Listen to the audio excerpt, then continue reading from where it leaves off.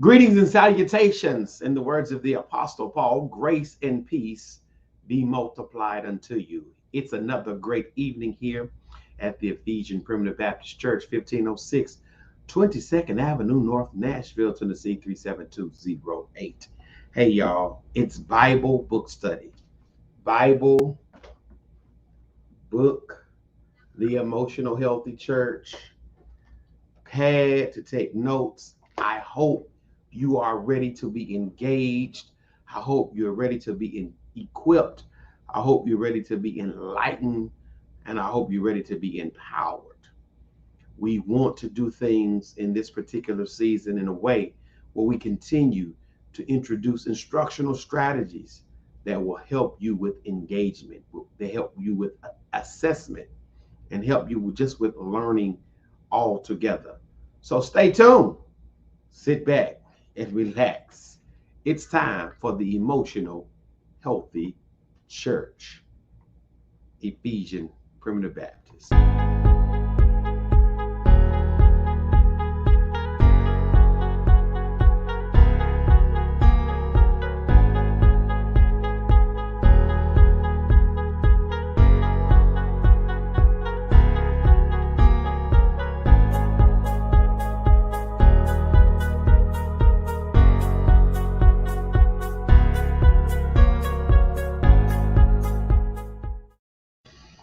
Greetings and salutations again, everyone. Hey, like, share, comment, get your book out, The Emotional Healthy Church.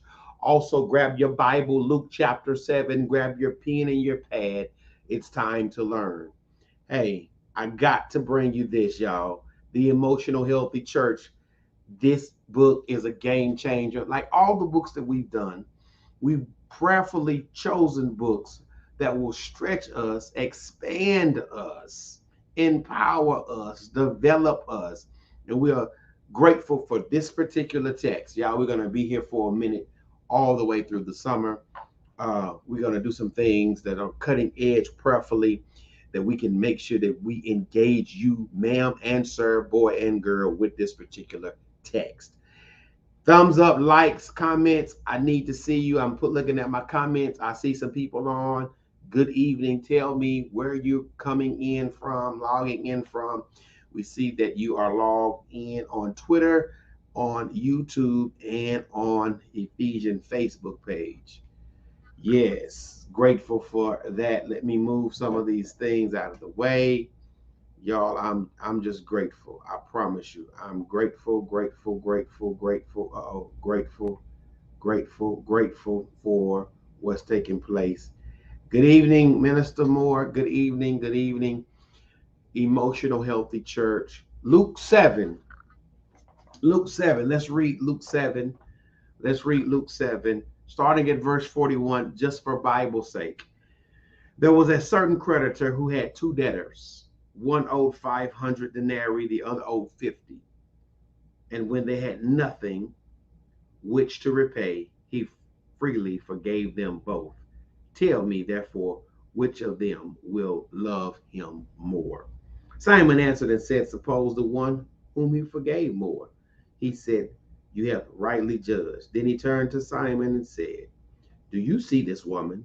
I entered your house. You gave me no water for my feet. She has washed my feet with her tears, wiped them with her hair and her head, and gave me no kiss, but this woman has ceased not to kiss my feet since I came in.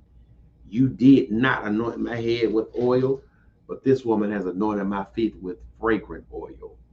Therefore I say unto you, her sins, which are many, are forgiven. For she loved much, but to whom little is forgiven, the same loves little. Then he said to her, your sins are forgiven. And those who sat at the table with him began to say to themselves, who is this that even forgives sins? And he said to the woman, your faith has saved you. Go in peace. The Emotional Healthy Church, y'all. This particular individual, this lady, and we're about to get into an instructional strategy, making sure. Thank you, Evangelist Moore, for logging on. Thank you. I want you to understand that when we talk about this particular lady, like any other passage in the Bible, she did something that the host refused to do. She was able to capitalize on the presence of God. And as believers, as followers of Jesus, it's imperative that you and I learn how to capitalize on the presence of God. Can somebody put that in the screen? Capitalize on the presence of God. Making sure that you and I both learn how to capitalize on the presence of God. Let me stay there. Yes. When we talk about this particular lady and the things that she does, we move to the next activity. Jesus congratulated her and commended her for her participatory acts when she arrived. So let's go to the screen. Here is your slide. I want you to see this. Want you to see this. When you think about the word wipe as an icebreaker and wiping, the participatory act that Jesus commended her for capitalizing, on his presence. What words? W-I-P-E, wipe, wipe. What words? What words? And I'll make this screen like this so that you can see it better. What words, wipe, do you see? Wipe. We know when we wipe, we see her worship. Somebody put worship on the screen. When you get into the presence of God, you must learn to capitalize on his presence. And it's for your emotional health. She was a woman who was blamed for living a life that was not fulfilling to the law of Moses. The Bible says she was a sinner. So she gets into the presence of God, y'all, and she wipes, literally wipes. She wipes, she worships. You and I must learn from this woman that we must wipe, we must worship. Thank you, Evangelist Moore. She's there. She said, here are some W words for those who love to alliterate. This is a great activity. When you get into the presence of God, you must worship. When you get into the presence of God, you must get and gain wisdom. When you get into the presence of God, you must understand there's wellness. When you get into the presence of God and capitalize in that moment, you must understand you have to be a willing participant. So when we think about wiping, I wish we was at church, just the wiping of Jesus's feet with the ointment, the hair from her head, the things that she did, it was an act of worship. It was an act of willingness. You should not be pumped. You shouldn't have to be primed. You should not have to be pushed to capitalize on the presence of God. You ought to be willing. You ought to understand also that in that presence is wellness. You become whole again in the presence of God. Do I need to remind you of a biblical illustration how this certain man was laid there at the pool for 38 years, but when Jesus finally showed up, he became well because he capitalized on the presence of God. Jesus told him, just take up thy bed and walk. Wisdom is there and worship is there. So you and I, ma'am, sir, boy and girl, must understand, if we're going to grow emotionally, if we're going to be healthy, we must understand there has to be a willingness. There has to be some wellness. There has to be some wisdom, and there has to be worship. Thank you, Evangelist Moore, for that. And whoever else is on, I promise you, I need your input, ma'am and sirs. When you think of the letter I, we're just talking about wiping. Remember, if we were in this physical space, I would have one table do W, one table do I, one table do P, one table do E. So I'm asking you, ma'am and sir, thank you, Evangelist Moore, for the willingness. Thank you for the wisdom, the wellness, and the worship. Good evening, Sherry. Good evening, Sherry. We're looking at Luke chapter 7, verses 41 through 50, the woman who anoints Jesus's feet with her hair and the ointment. Got me some ointment. I brought some just for just a keepsake and a visual filler. The text, the emotional healthy church. Let's deal with this. When I think about the letter I, what are some things that help me understand her willingness, her wellness, her wisdom, and her worship? Y'all, she was inspired. She was involved. She was inspired. She was involved. I'm talking about this woman was inspired by God to come to him. And he said in his text, come unto me, all ye that are heavy laden, and I will give you rest. Take my yoke upon you and learn of me, for my yoke is easy and my burdens is light. We thank God for her willingness. We thank God for her wellness. We thank God for her wisdom. We thank God for her worship. We thank God for her involvement. We thank God that she was she was invited. She was interested. Shirley is on it tonight, y'all. She is on one tonight. Let me put those up there, evangelists, so people can understand. If you're going to become emotionally healthy in this season, in this space in your life, there has to be an invitation that's extended for you to get better. Yes, Jesus Christ always extends an invitation for you and I to get better.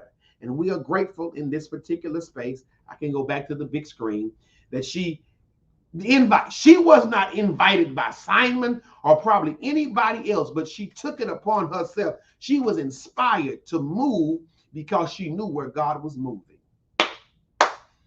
If you're going to be emotionally healthy in this season, you've got to move where God is moving. Now, I'm not asking you to uproot and go to another church and do other things, but you ought to pray for revival where you are. God, I want you to move where I am. I want you to be where I am. I want you to touch the people where I am. I want to see your manifested presence where I am. She was invited. She was invigorated. It was an invigorating experience for her. The letter P, y'all. Let's go. P. What the letter P? The letter P. The letter P. What about this lady? The letter P. The letter P. What do you find in this particular text? When you read Luke 7:41 through 50, the letter P, what comes to your mind, ma'am and sirs? What comes to your mind on the letter P? Because you and I both want to understand. Didn't mean to do that. The letter P. We want to be able to know what we are doing when we get into his presence. When I get to the letter P, y'all, I am prepared. Are you prepared to deal with your emotional instability? I'm asking. Maybe some of us are, maybe some of us are not. Again, she's on it. It's pleasing.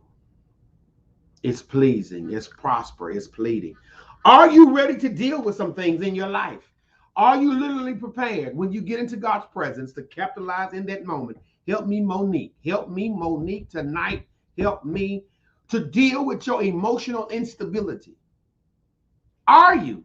Because sometimes our upbringing, our rearing, our raising puts us at a disadvantage where you and I are not prepared to deal with our emotions. Oh, yes. Oh, yes. And then the letter E, y'all. I mean, come on. She was an example. She was an example. She was an example. She was an example. Boom. She was an example. And I can make that the big screen. She was an example. Boom. She was an example. Yes, she was. She was an example. So, ma'am, so sirs, Monique, Shirley, Sherry, whoever else is on, show me so I can show the audience WIP, wipe. When we talk about wipe, sometimes in our life, we get to a place where we need to just wipe, just wipe, just wipe. Wipe something, wipe the slate clean so we can be healthy, be emotionally stable. And this woman done something in her life. She was earnest to wipe. As we moving along, get your book out. Look, The Emotional Healthy Church. Get the book. Get the ma'am, sir. You need this book. You need this book, ma'am and sir. You need it. You need it. You need it. Where are we? Where are we? Luke, Luke, Luke, Luke, Luke, Luke, Luke, Luke. Boom. I had to do some different things, y'all. Here it is. Luke. Luke 7:41 through 50. There it is. This is our double entry. Remember, Monique, with the double entry, this is something I'm going to do throughout the month of August so till we get it again. What are your thoughts on this particular passage? If you had an opportunity just to kind of just read, not so much, pull out, just kind of rewrite it in your own words. Just what engages you, not the micro theme, not the theme that emerges, because there's several themes. This is the double entry. When you read this particular passage, remember, this is Bible and book study. This is Bible and book study. You need to understand you have the opportunity now to express your thoughts on how this woman overcame possibly some emotional insecurities based upon this text. This text challenges you and I today. It challenges you and I to do the things that we need to do so that we will be emotionally secure. It challenges us. So the double entry, you got the time to write, okay, this is what I wanted. This is what I see coming from this particular passage. I understand in my entry, I want to make a footnote that this is very serious and that Jesus Christ, in my footnote, Evangelist Moore, talks about forgiveness from an economical or economic standpoint. Put that in the screen. Put that in the chat, somebody. Jesus addresses forgiveness and illustrates economics. I'll wait. Jesus addresses forgiveness and gives us an economic illustration. Jesus addresses forgiveness and gives us an economic illustration, which states for me tonight that, listen, forgiveness is costly. It's going to cost you something to forgive. Monique, what is it going to cost you to forgive? Monique, it's going to cost you an emotion that's probably not healthy. You and I are both going to have to learn how to sacrifice some emotions that are not healthy in order to move on in life.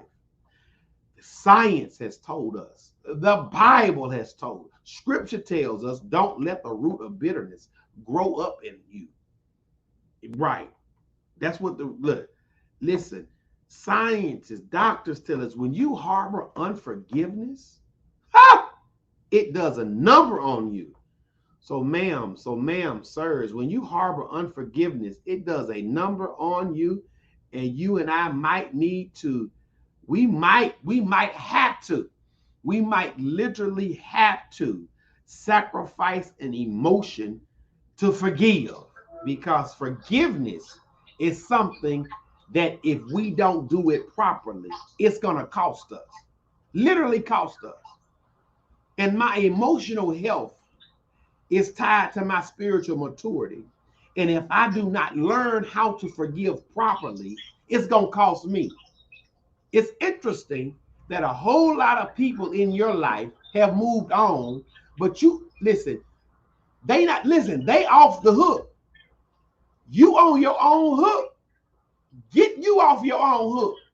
You stuck, you steal, and you're stale because you have not learned to forgive.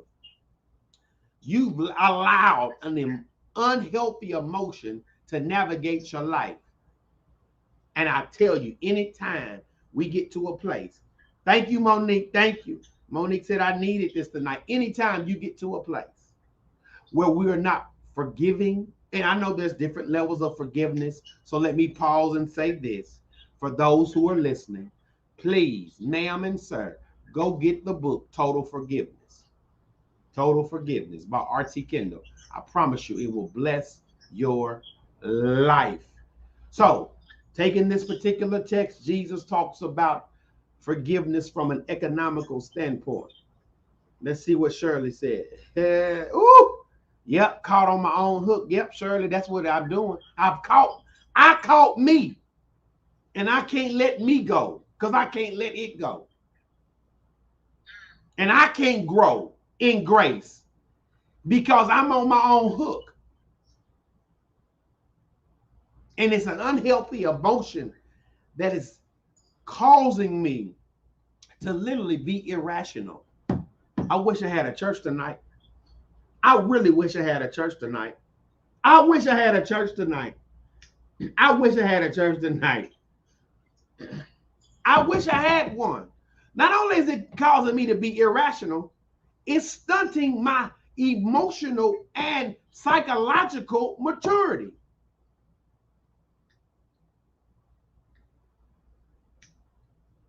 Come on in here, somebody. Listen. Let's go back to the activity. Let me show you. There it is. Your thoughts. I need your thoughts, ma'am and sir. And I will walk you through this next week. I promise. Promise I'm not going to leave you in the dust. Thank you, Shirley. Thank you. The next slide. This is going to bless me if it doesn't bless nobody else. We are about to talk about conflict. It comes from the page. It comes from the book. Conflict. Yes, it does. Where am I in this particular passage? Just conflict. Page 106 in the text. 106, conflict. And oftentimes in my life, maybe not yours, because you're more sanctified, seasoned, and you shout more than me. So you deal with conflict oh so well and so perfect. So I get it. So please help me tonight, ma'am and sir, with your sanctified, seasoned, shouting self. Please help me deal with certain conflicts in my life, because I've learned that if I don't resolve the conflicts appropriately, there's a consequence to that. There's a listen, I sacrifice my peace when I don't resolve conflicts appropriately.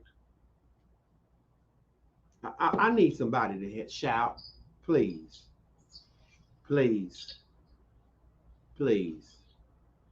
I literally sacrifice my peace when I don't resolve conflicts appropriately. I put my peace on the chopping block and cut it up into pieces where it possibly might not be nourishment to me anymore because I didn't resolve the conflict correctly.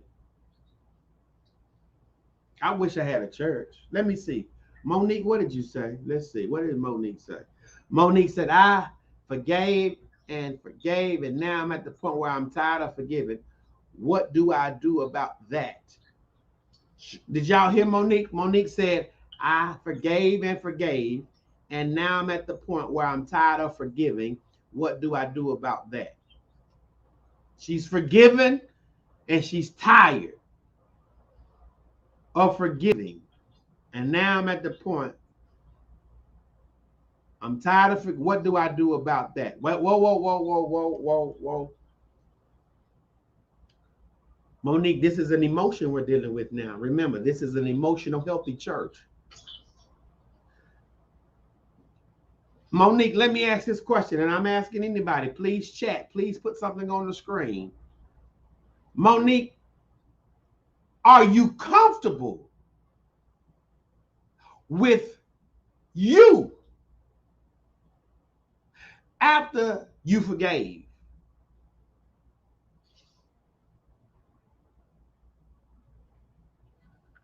I'm waiting. Because, Monique, there's so many levels to forgiveness. And maybe you have not forgiven you yet for holding on to something unhealthy. And now you are allowing that unhealthy emotion to tell you that you're tired. Who told you you were tired? Did God tell you was tired? Woo! Did Satan tell you was tired? Who told you were tired? And remember, Monique, the object of forgiveness, the person that we look toward to in forgiveness is God first. Because I need power from God to help me with my emotion and my mindset so I can walk through forgiveness in a healthy manner, because it's conflict. Am I making sense? Am I making sense tonight, church? Am I making sense? Shirley Moore said, forgiveness make me moving on. Mm-hmm.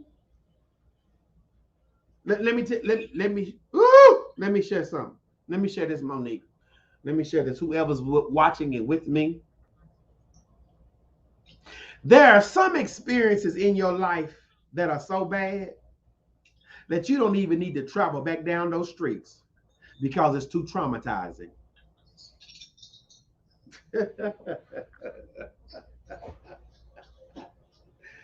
Ah! There are some experiences in your life that are so degrading and traumatizing that you don't even need to rehearse that stuff, because in rehearsing that stuff and reliving that stuff, it brings up that emotion that's tied to it. Okay, can I help me? Can I help me? Can I help me? Can I help me? It's funny. Listen, your breakthrough is tied to an emotion, but hear me out. So is your breakdown. I'm finna quit. Y'all don't want this tonight. Y'all don't even want this. I'm talking to the wall. Hello, wall. If your breakthrough is tied to emotion, so is your breakdown. Come here, Mary and Martha. She said, if you would have been here, my brother had not died. And sometimes you cannot afford to experience a trauma because it's too devastating. Let me help y'all. Let me help me. Let me help me. Let me help me. Let me help me, not y'all. When Jesus comes back, guess where he's not going? Calvary. You just missed your shot. You just missed your shot. When Jesus comes back, he's not going to Calvary because that's too traumatizing. He's going to Mount Olive. Even Jesus don't want to go back to a place that is too traumatic and emotional. He's not going to the Garden of Gethsemane. For what? It was too emotional. It was too conflicting. And oftentimes we have been taught not how to deal with conflict inappropriately. My. I hope this is helping somebody. I hope this is helping somebody. Let me read from the book. Let me read from the book. It says this: conflict, page 106, is a normal part of life. People tend to resolve it in one of 5 ways. Somebody say 5. Somebody say 5. Number 1, how do you resolve conflict? Some of y'all escalated. I'm quitting. I'm done. I done wasted y'all. I done wasted y'all's time tonight. Number 2, some of y'all withdraw. Number 3, some of y'all attack. Number 4, some of us assume things are worse than reality. And then 5, this just shouted me and shook the core of my spirit. Some of us are triangling.